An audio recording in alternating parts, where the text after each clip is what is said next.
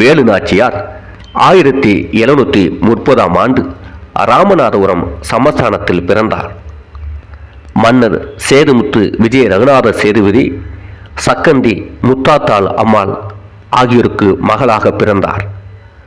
ஆண் வாரிசு போல வளர்க்கப்பட்டார். காரணம், மன்னருக்கு ஆண் வாரிசு இல்லை, ஒரே ஒரு பெண் தான், அவர்தான் வேலு நாச்சியார். ஆயுத பயிற்சியும் பெற்றார். பல மொழிகள் கற்றார்.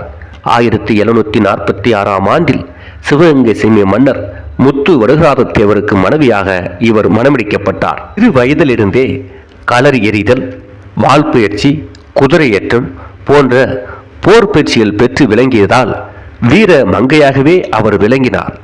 அதே நேரம் 7 மொழிகள் கற்றார். அந்த காலகட்டத்தில் 7 மொழிகள் கற்ற முதல் பெண் உலகிலேயே வேலு நாச்சியாராத்தான் இருக்க முடியும். அந்த அளவுக்கு கல்வியிலும் போர் பயிற்சியிலும் சிறந்து விளங்கினார்.